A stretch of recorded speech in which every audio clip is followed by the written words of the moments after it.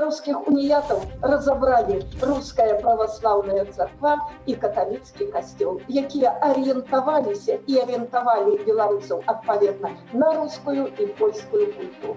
Ми звикли секулярними нашими очима міряти минуле. Насправді, треба припустити, що люди могли мати нормальні, чисті, благородні мотиви. Уния – это феномен белорусской истории, и это уклад Беларуси у христианскую и нават сусветную цивилизацию. Многі розсуждають, що віра православна може сповідуватися під папською властю, як було ізначала. Ібо в многоначалії нашому безначаліє обрітається, і лжа лицемірствуючих православієм учителів покрила церкву.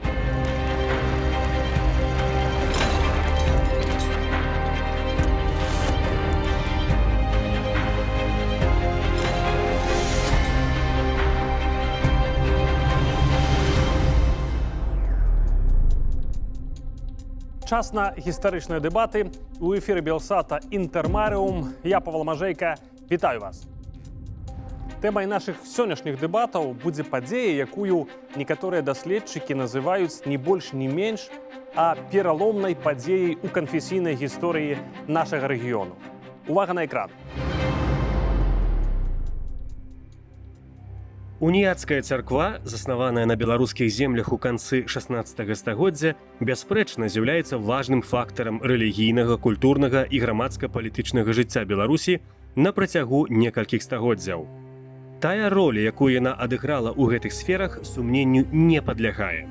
Сёння асноўны дыскурс вядзецца вакол ацэнак вынікаў яе дзейнасці. Ці была унія інструментам апалячвання беларусаў, ці наадварот спрыяла захаванню нашай нацыянальнай ідэнтычнасці, а таксама самаакрэсленню Беларусі ў хрысціянскім свеце. Уніяцтва нельга аднесці да нейкага лакальнага феномену, абмежаванага невялікім адрэзкам часу. Яго гісторыя налічвае шмат стагоддзяў. Пасля таго, як у 1054 годзе адбыўся канчатковы падзел хрысціянства на каталіцкую і праваслаўную цэрквы, на працягу наступных стагоддзяў рабіліся неаднаразовыя спробы па іх аб'яднанні.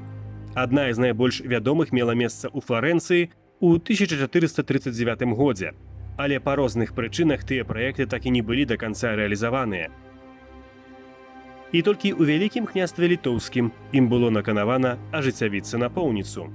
Беларускія, а таксама украінскія землі ў гэты час з'яўляліся тэрыторыяй пагранічча паміж заходняй і ўсходняй цывілізацыямі, рэгіёнам, дзе сутыкаліся і суіснавалі розныя рэлігіі і канфесіі. Ідэю аб'яднання двух галінаў хрысціянства падтрымала эліта праваслаўнай і каталіцкай цэркваў. Пры гэтым кожная з іх кіравалася ўласнымі матывамі і інтарэсамі. Не стаялі ў баку ад гэтага працэсу і свецкія ўлады, якія ў асобе караля Рэчы Паспалітай і вялікага князя літоўскага Жыгімонта III захвочвалі абодва бакі да падпісання акта аб'яднання. Перамовы аб заключэнні уніі праходзілі доўга і складана. У праваслаўным асяроддзі не было адзінства поглядаў на ўмовы аб'яднання. Многія выступалі супраць падобнага кроку. Аднак, нягледзячы на існаванне значных супярэчнасцей, кансэнсус усё ж такі быў дасягнуты ў 1596 годзе. У яго асновы было пакладзена прызнанне грэка-каталікамі вяршэнства ўлады папы рымскага, дагматаў каталіцкай канфесіі і захавання праваслаўнай абраднасці. Урачысты акт абвяшчэння царкоўнай уніі адбыўся ў кастрычніку 1596 года на рэлігійным саборы ў беларускім Брэсце. Частка праваслаўных іерархаў ніжэйшага кліру і вернікаў не прызналі рашэнняў царкоўнага з'езду ў Берасці. У выніку новая царква сутыкнулася з арганізаваным супрацівам, які ёй давялося пераадольваць рознымі спосабамі, уключаючы гвалтоўныя метады. Тым не менш, ужо ў 18 стагоддзі грэка-каталіцкая канфесія становіцца дамінуючай на землях Беларусі. Акрамя пастырскай дзейнасці, яна зрабіла істотны ўнёсак у развіццё асветы, кнігадрукавання, архітэктуры, жывапісу і скульптуры, а таксама філасофска-рэлігійнай думкі. Пасля далучэння беларускіх зямель да расійскай імперыі царскія ўлады у межах палітыкі русіфікацыі гэтага рэгіёну Еўропы пачалі наступ на уніяцкую царкву. Асабліва выразна ён праявіўся пасля паразы нацыянальна-вызвольнага паўстання 1831 году, Канчатковым вынікам пераследу стала ліквідацыя уніяцтва ў 1839 годзе. Спачатку 20 стагоддзя многія дзеячы беларускага нацыянальнага руху звярталіся да ідэі адраджэння уніяцкай царквы з мэтай пераадольвання канфесійнага падзелу беларусаў. У 20-е, пачатку 40-х гадоў 20 стагоддзя у заходняй Беларусі адбываецца рэнесанс уніяцтва, але пасля далучэння да СССР яно трапляе пад забарону. На сённяшні дзень у Беларусі налічваецца 16 грэка-каталіцкіх парафій.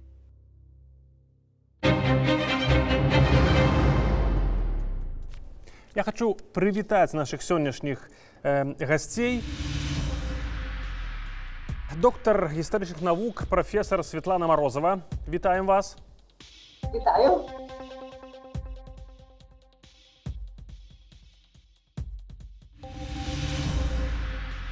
Дырэктар Інстытута гісторыі царквы Украінскага каталіцкага універсітэта ў Львове, спадар Олег Турый. Дзень добры. Вітаю навзаєм. Добрий день. Спадарна Светлана, можа быць, спачатку да вас будзе пытанне першае, каб праставіць кропкі над «і», як кажуць. Сёння вось 5-е стагоддзе існавання дзейнасці уніяцкай царквы ў нашым рэгіёне. Дык што гэта было? Уніяцкая царква, калі глядзець сённяшніх пазіцый, сапраўды інструмент апалячвання, як закідаюць уніяцкай царкве, ну, скажем, ворагі, альбо гэта ўсё ж такі сапраўды той момант, які дапамог нам, беларусам, украінцам, зразумець, знайсці, удакладніць сваю ідэнтычнасць? Калі б навуцы і грамадству Беларусі былі вядомы умовы, на якіх заключена Берасцейская унія, то не было б і сумненняў наконт таго, ці з'яўлялася яна сродкам акаталічвання паланізацыі ці нацыянальна самаакрэслення. На жаль, такія умовы, малавядомыя ў замежнай гістарыяграфіі, былі і для усходнееўрапейскай навуцы адкрыты, апублікаваны, даследаваны прафесарам Базыльянінам Ісідорам Патрылай у сярэдзіне 1990-х гадоў. Ён адкрыў нам знакамітыя 33 берасцейскія артыкулы, на якіх была заключена унія. Дык вось, гэтыя артыкулы, калі іх прааналізаваць, яны насілі этна-ахоўны характар. Сярод іншага гаварылася, церквы нашы забаронена пераварочваць на касцёлы, уніятам пераходзіць на лацінскі абрад, мова захоўваецца царкоўна-славянская, пакінуць нам нашы святы і абрады. Унія была спосабам утрымаць рускую ці праваслаўную, рускую гістарычны тэрмін, праваслаўную шляхту утрымаць у рускім абрадзе. І таму пры падрыхтоўцы, пачатку ўвядзення уніі і надалей ставіліся мэты найперш культурна-духоўнымі шляхамі распаўсюджання уніі, а не гвалт, як было падкрэслена. Перабольшваць гэты гвалт не трэба. Ніводная з канфесій новых, калі яна прыходзіла на беларускія землі, не рабіла стаўку на гвалт. Ситуация в Украине, конечно, и украинская, и греко-католическая церква, и іншая, и, зрэшты, ликвидована она была значно позднее, чем на белорусских землях, так? Калі белорусских землях 1839 год, там Падляшша, Белосточчына, это 1875, то в Украине только 1946 год, калі я не помыляюся.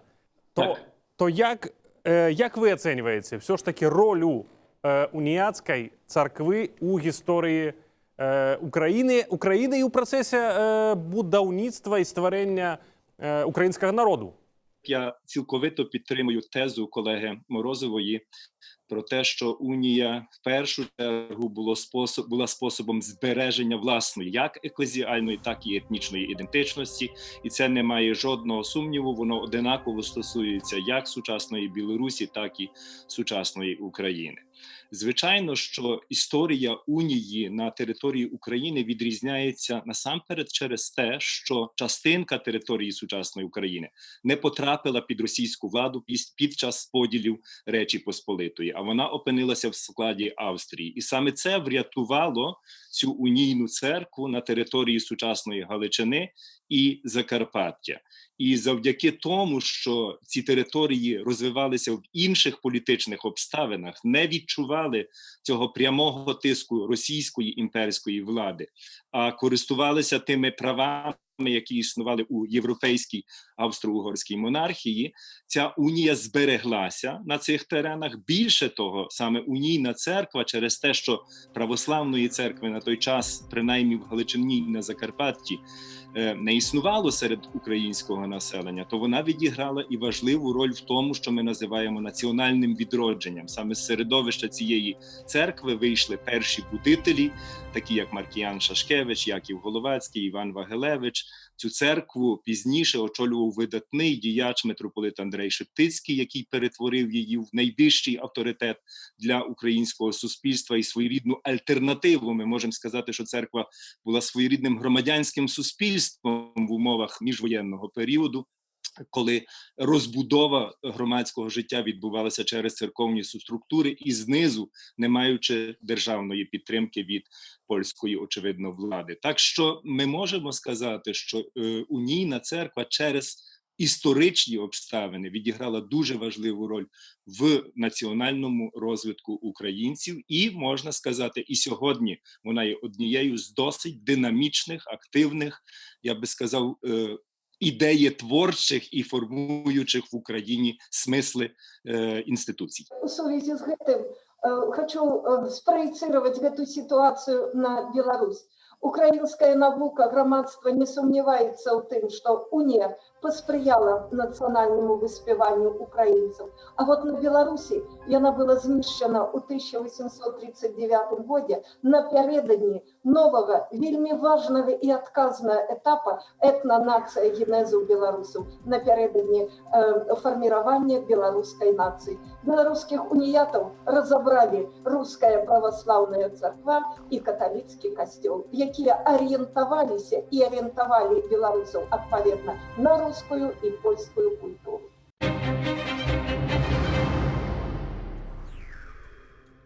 Добра, мы еще вернемся обовязково до ось падзеяў 1839 года, а цяпер я бы хацеў, каб мы паспрабавалі перанесціся і апынуцца ў 16 стагоддзі. Перад падзеямі ў Берасці, калі была заснавана, калі была падпісана Берасцейская царкоўная унія, якія падзеі на той час былі у Вялікім княстве літоўскім, у Рэчы Паспалітай, якія змусілі ці прывялі да патрэбы падпісання царкоўнай уніі, да патрэбы аб'яднання каталікоў і праваслаўных у нашым рэгіёне? Трэба гаварыць не толькі пра падзеі, але пра працэсы, якія адбываліся ў 60-е, 90-е гады 16 стагоддзя, калі Беларусь стала месцам сустрэчы сутыкнення ў глобальным маштабе двух магутных палітычных сіл, рускай дзяржавы і польскага каралеўства, і трох сусветнага ўзроўня рэлігійных сіл Маскоўскага патрыархата, папства і Царьгородскага ці Константинопольскага патрыархата. Вытокі уніі вядуць у раскол хрысціянства, ці дакладней у пошукі шляхоў аб'яднання хрысціянскага свету пасля гэтага раскола. У 15 стагоддзі у ВКЛ была вельмі жывучая уніяцкая ідэя. 5 з 9 мітрапалітаў, абраных у ВКЛ, былі уніятамі альбо прыхільнікамі уніі. узмоцненыя ў 16 стагоддзі культурныя, палітычныя і іншыя сувязі з каталіцкім Западам, міжканфесійныя шлюбы, аб'яднанне з Польшай паводле Люблінскай уніі. Беларускае грамадства было гатова да дыялогу з каталіцкім Захадам на годных умовах.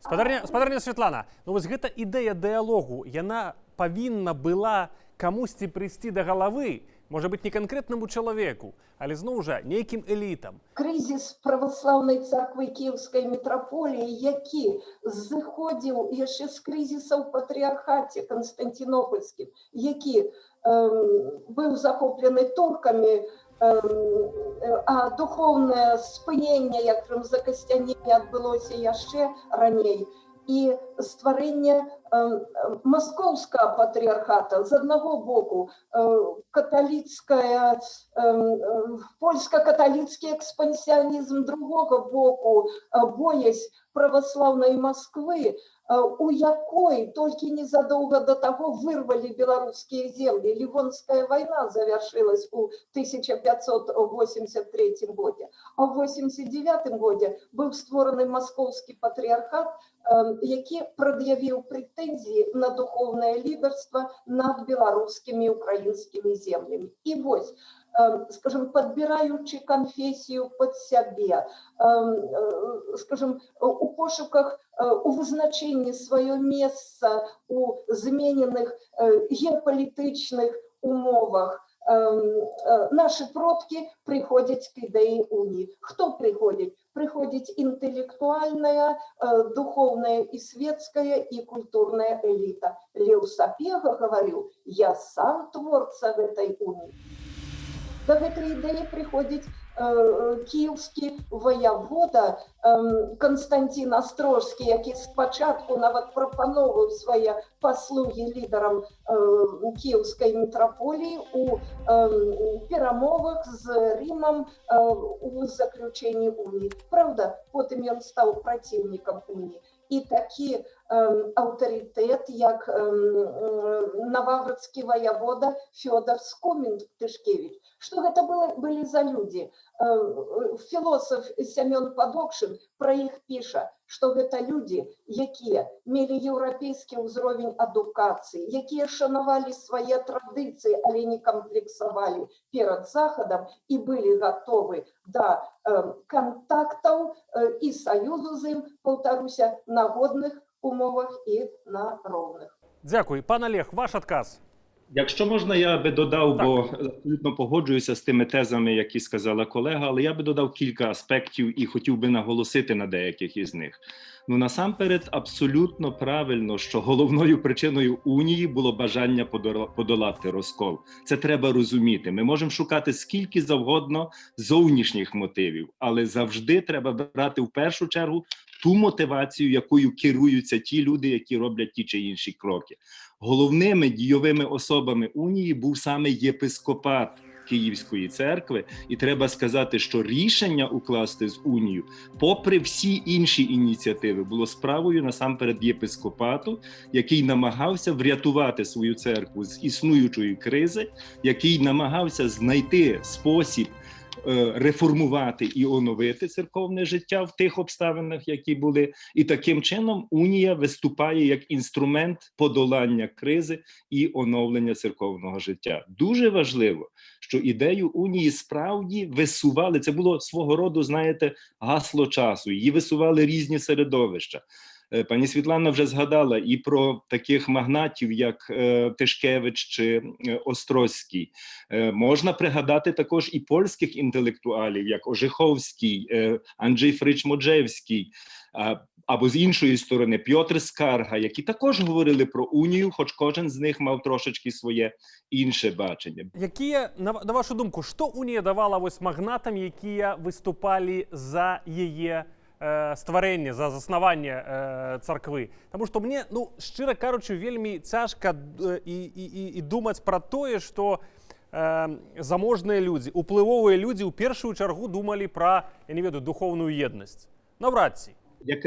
Якраз те, що ви кажете, воно нереально, а реальним було те, що Острозький сильно переживав за церкву. Очевидно, він вважав себе вершителем долі цієї церкви, але робив він це зі щирих мотивів. Він переживав за занепад богослуження, він переживав, що немає освіти, і заснував відповідну Острозьку академію. Тобто, ви розумієте, ми звикли секулярними нашими очима міряти минуле. Насправді, треба припустити, що люди могли мати нормальні, чисті, благородні мотиви, які, очевидно, могли переплітатися з політичними інтересами, але не можна випускати з уваги то конкретне, що людина хотіла зробити. Саме Острозький переконав свого приятеля Іпатія Потія, щоб той не одружувався, щоб той відмовився від політичної кар'єри і пішов рятувати церкву, ставши єпископом. Тобто мотивації духовні, повірте мені, можуть бути і в людей багатих, знатних, впливових, які не виключають інших моментів. Я вам скажу більше, я хотів це навести як приклад. Дуже характерно, що унію навіть не відкидали, а говорили про можливість її львівські братчики, міщани, які пізніше були найзатятішими противниками унії, подібно як і Костянтин Острозький. В їхньому листі до Константинопольського патріарха вони пишуть дуже цікаву фразу, я її процитую приблизно. Вони кажуть так: «Многії утвердили совіт придатися римському єдиноначальному архієрею, совершая в церкві своєї православної все по закону своєї віри, як було ізначала. Многії розсуждають, що віра православна може сповідуватися під папською властію, як було ізначала. Ібо в многоначалії нашому безначаліє обретається, і лжа лицемірствуючих православієм учителів покрила церкву». Тобто, як бачите, навіть звичайні міщани, які переживали за долю церкви, вважали, що унія може бути порятунком у тій ситуації, коли існує оце безначаліє, коли існує хаос, коли існує криза церковного життя. Так що я би все ж таки наполягав на тому, що мотиви унії в першу чергу лежали у церковній, духовній площині. Очевидно, що разом із ними повинні були бути вирішені і інші соціальні, політичні питання. І вони всі відображені в тих артикулах, про які згадувала професор Морозова. Там дуже виразно є два, так би мовити, мотиви. Зберегти все своє, гарантувати, і відкритися до інших, скористатися допомогою братньої церкви. Пан Олег, ось ми зусім некалькі гадоў таму бачылі, з якімі цяжкасцямі атрымалася ва украінскай праваслаўнай царквы здабыць самастойнасць. А вось калі зноў жа вернемся ў 16 стагоддзе, як атрымалася, чаму атрымалася якраз у тыя часы знайсці паразуменне і кансэнсус ва ўсіх элітах для таго, каб уніяцкая царква паўстала? Ну, на жаль, консенсусу не вдалося знайти. Знаєте, ми, слов'яни, українці, білорусі, ми любимо поділитися ще перед тим, як щось зробимо. І з унією подібно вийшло. Всі хотіли унії, всі говорили про неї, але кожен її розумів по-різному, і через це вийшли дуже серйозні непорозуміння. І ті, хто ініціював унію, такі як Острозький, чи, скажімо, львівський єпископ Гедеон Балабан, стали її пізніше затятими супротивниками, ті ж самі львівські братчики і так далі, між самими єпископами виник роздор і так далі. Тому я би не сказав, що унія була результатом загального консенсусу.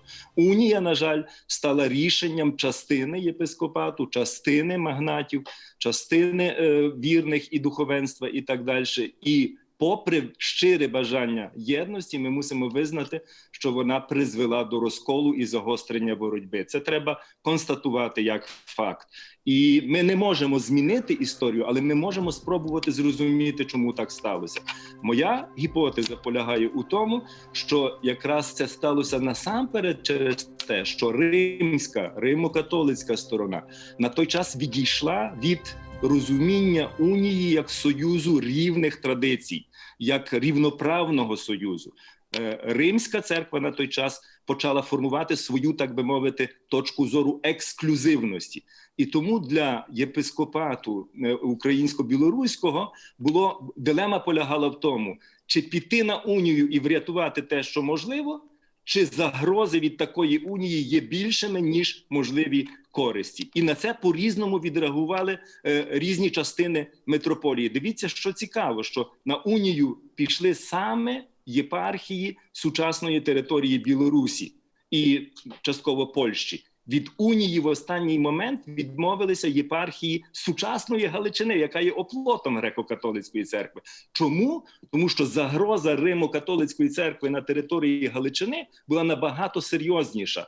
А на території Білорусі православне населення чисельно переважало, і традиції Великого князівства Литовського, демократичні традиції, свободи, якими користувалася руська шляхта, вони давали надію, що вдасться відстояти цю свою традицію. Так що це ще один парадокс, що унія прийнялася спочатку там, де сьогодні її небагато, а там, де її відкидали, вона згодом стала частиною національної ідентичності. Скажіться, як ідея унії, об'єднаної церкви, усприймалася ось якраз сярод народу? Бо ми ведаем гэту лічбу, якая, правда, тычыцца ўжо канца 18 стагоддзя, калі кажуць пра тое, што 80% беларускіх сялянаў, ці наогул кажуць беларусаў, былі уніятамі. Для простого народа, да як і для большасці духавенства, на першых парах, да і значная частка часу, знешне нічога не змянілася. Што, памінаць папу ў набажэнстве, а не царьгарадскага патрыархата? Гэта толькі Замойскі собор 1720 года увёў абавязковае памінанне папы. А так, вот это заходнее запазычанне унія, як синтез заходнее и всходнее христианства, уваходили, проникали у релігійне життя, побыт народа поступово, незауважно. И тому там не было радикальной ломки. Вот сегодня была одна вера, завтра другая. Моцны уплыв оказали падзеі, працэс адыхода ад праваслаўя шляхты у 1630-е гады, в прынцыпе, яна ўся пераходзіць на лацінскі адбрат.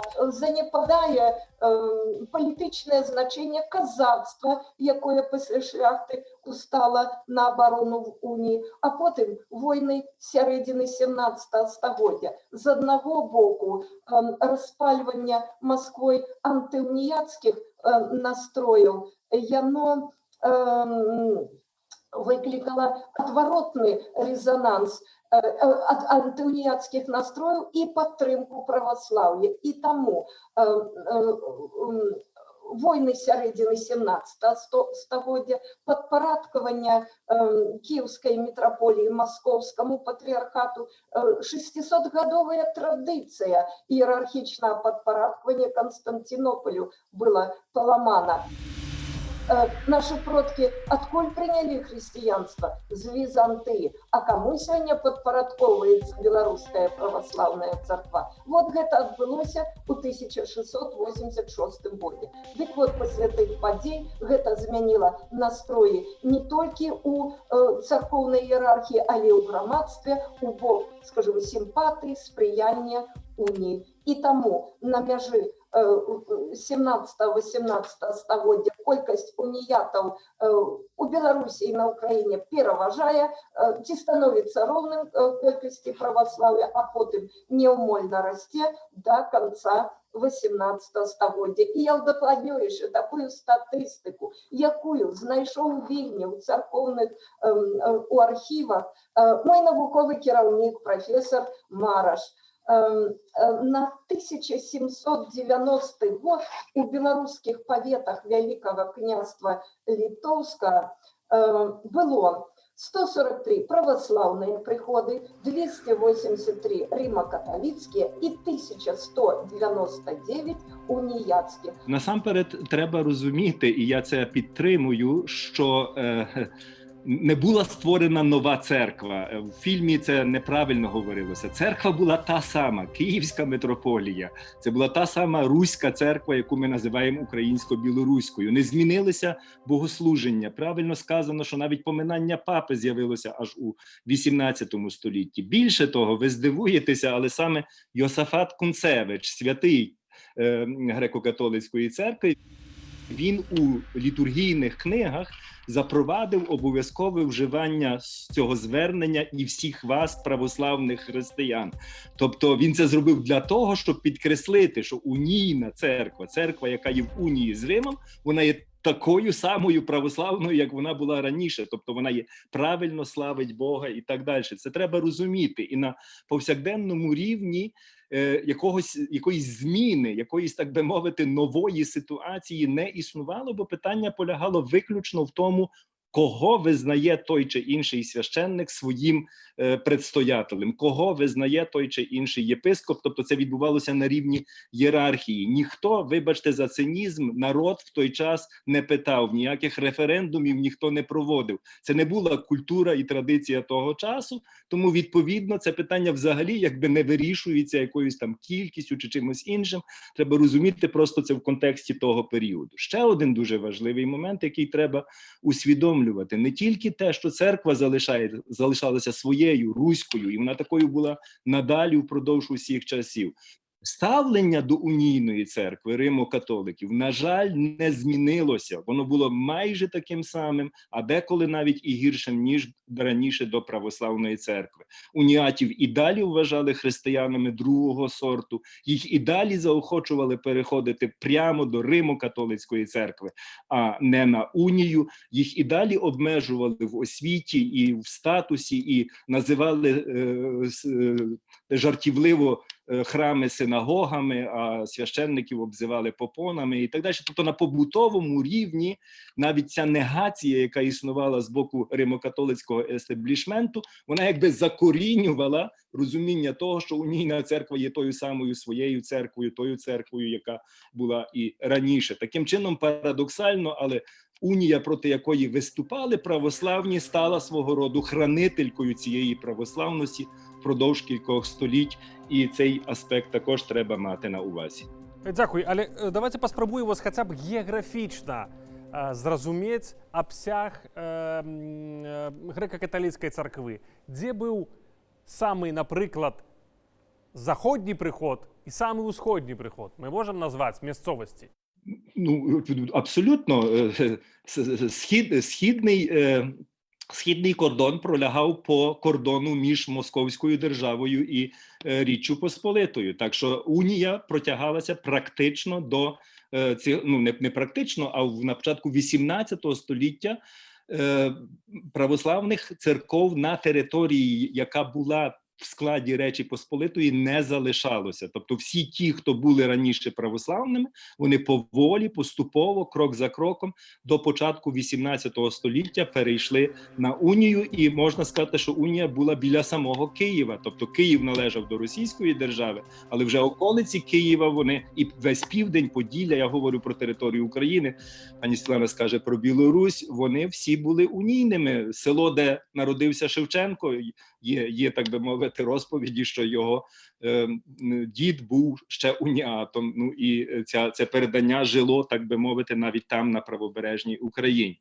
Якщо говорити про західні території, ну то ми маємо говорити практично про місцевості сучасної Холмщини, включно, очевидно, із Холмом, аж практично майже до Любліна і до Білостоку, включаючи і так далі. Так що це була величезна територія. Я також не маю тут своєї статистики, але цікаво, що за чисельністю приходів унійна церква була найбільшою церквою Речі Посполитої, вона була більша, ніж римо-католицька. Очевидно, тут була специфіка, що парафії східного обряду були маленькими, вони були практично в кожному селі, а римо-католицькі парафії були великими, але тим не менше ця чисельність вражає, і ми говоримо про 8-10 мільйонів вірних на початку 18 століття, яких охоплювала унійна церква у Речі Посполитій.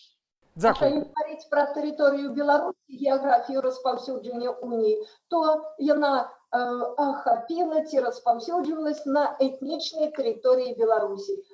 Беларусі ў яе сучасных палітычных межах, а таксама Смаленшчына, частка Пскоўшчыны, Віленскі край, Падляшша.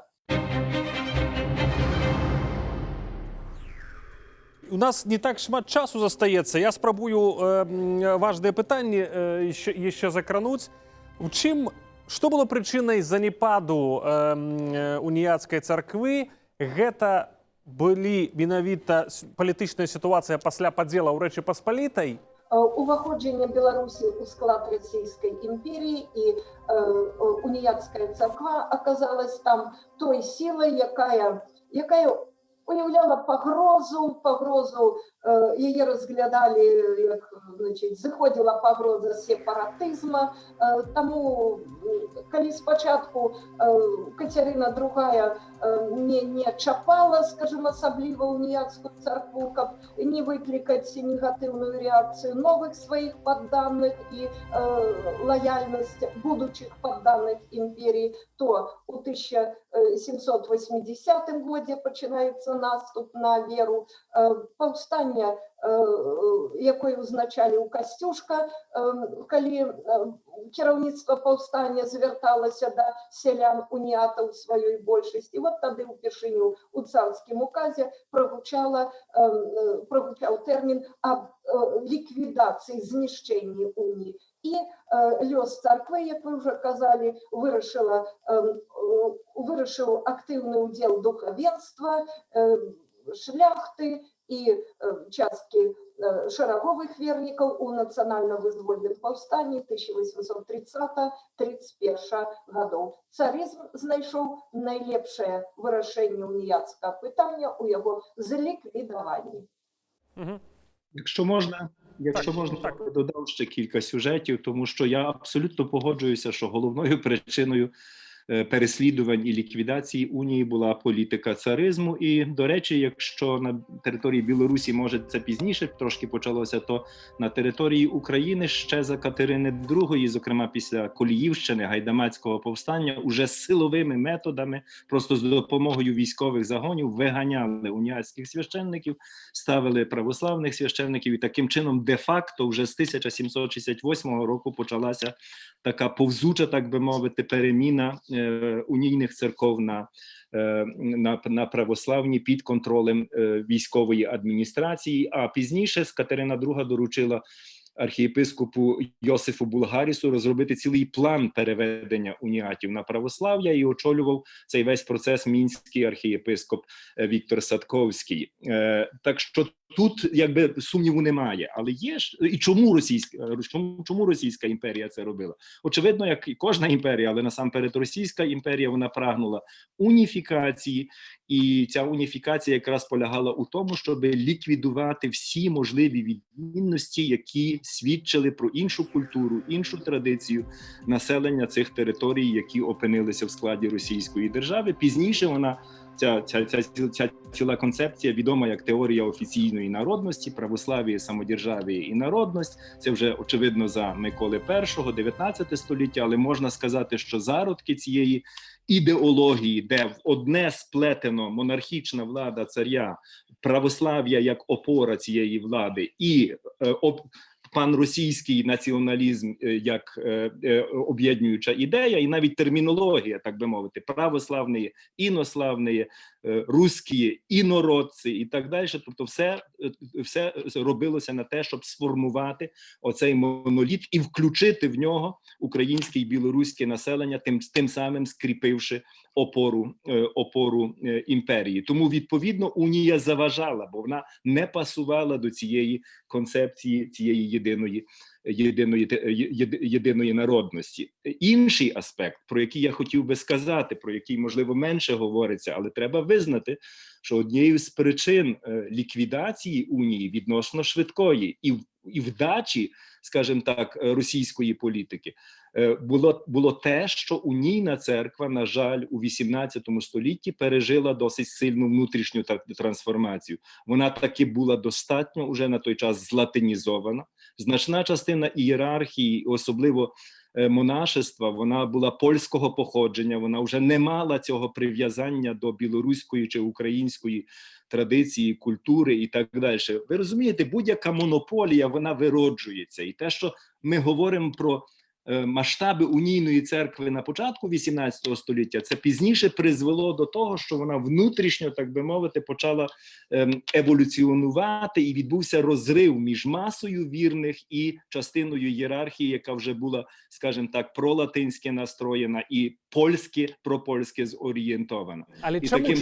Але чому так відбулося? Чому почався цей процес латинізації, полонізації еліт уніатської церкви? Це різні речі. Він ніколи не відбувся остаточно. Ми мусимо розуміти, що це була певна тенденція, і ця тенденція полягала саме у тому, що унійна церква не змогла запропонувати достатньої насамперед культурно-освітньої альтернативи.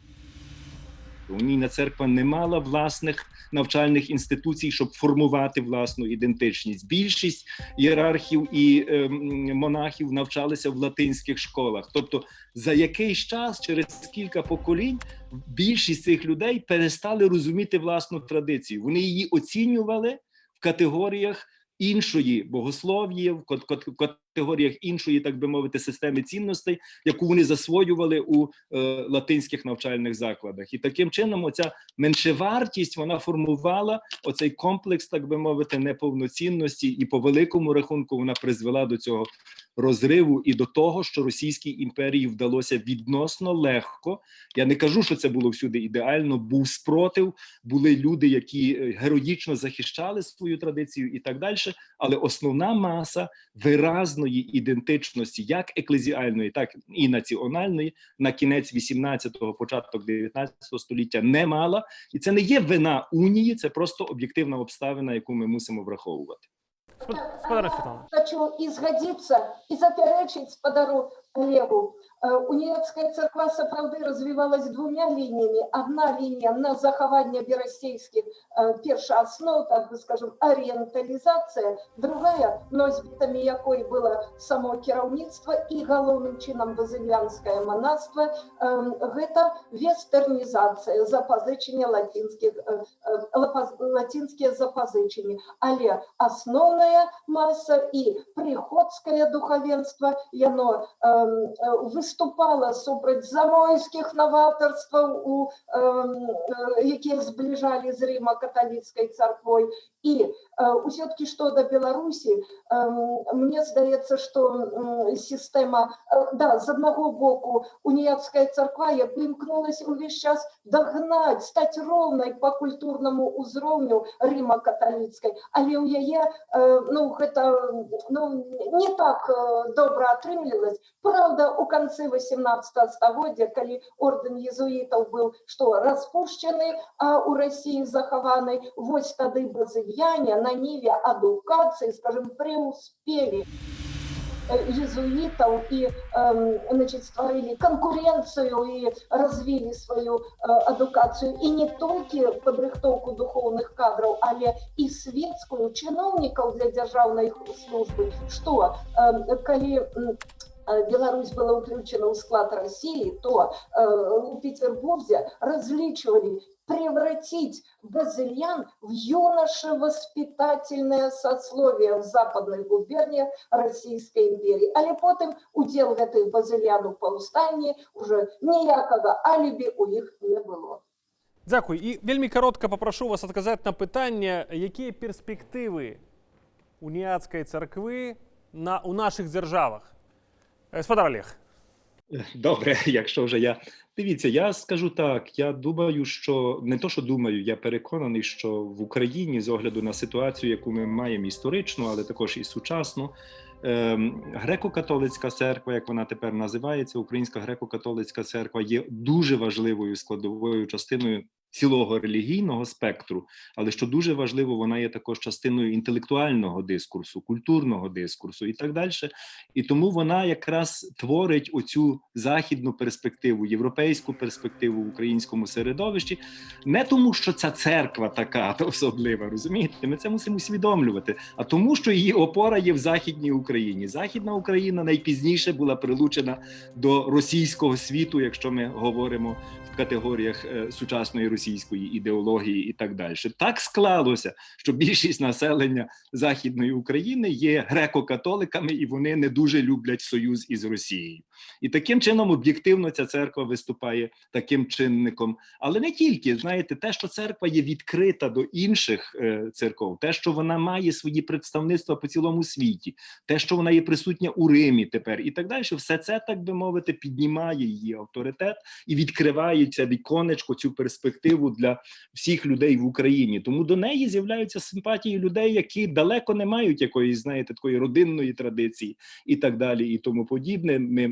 Я дуже часто буваю в Києві, наш університет має там свою невеличку філію і так далі, і дуже багато людей симпатизують цій церкві саме через те, що вони відчувають спорідненість з нею, що її ідеї є близькими для них, тобто можливість поєднати свою національну українську ідентичність із європейським демократичним якимось виміром. Я трошечки знаю, також Світлана більше скаже про Білорусь, але я знаю колег на Білорусі, я часто буваю в Білорусі, контактую не лише із греко-католиками, але і з світськими науковцями і так далі. Я вважаю, що в Білорусі ситуація є інша. Очевидно, була ідея, що греко-католицька церква може бути такою національною церквою.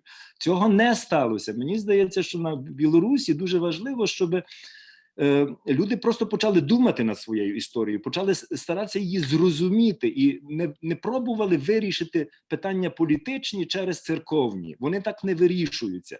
Треба вирішувати їх в міру поступлення. Тобто я вважаю, що в Білорусі є достатньо сил в різних середовищах зараз, як в Римо-католицькій, так і в православній церквах, які можуть відстоювати власну гідність Білорусі, які можуть відстоювати європейський вибір Білорусі і так далі. Тому в першу чергу я би казав, що не церкви будуть вирішувати питання ідентичності і політичної орієнтації, а люди. Ситуація у Білорусі справді зовсім інша, чим на Україні. Моцний антиберостейський синдром, прищеплений білоруському громадству у основі своєї православно-атеїстичному, у 19-м, а потім 20-м столітті він не сприяє, скажімо, позитивному іміджу унії у очах значної частки православних вірників і православного духовенства, для якого унія, само слово унія викликає алергію. І от відсутність одного узгодненого погляду на унію і її трактовки у білоруській історичній науці побач з іншим не сприяє тому, як наша історична наука сприяла консолідації білоруської нації. Між тим, унія – це феномен білоруської історії і це уклад Білорусі у християнську і навіть сусвітню цивілізацію. Білорусь дала світу в опит поєднання усходнього і заходнього християнства. Дякую вам вялікі сёння за гэту такую жывую эмацыйную дыскусію, размову в нашай праграме. Гасцямі інтэрмарыум былі Святлана Марозова з Гродна і Олег Турый з Львова. Дзякуй велізарна ім за ўдзел. Гэта быў інтэрмарыум. Тэмай нашай размовы была гісторыя уніяцкай царквы у Беларусі і ва Ўкраіне. Заставайцеся з намі, глядзіце Белсат. Нагадаю, што таксама інтэрмарыум можна глядзець на нашым YouTube-канале Белсат Гісторыя. Я Павел Мажэйка, мы абавязкова ўбачымся. Магутны Божа, уладар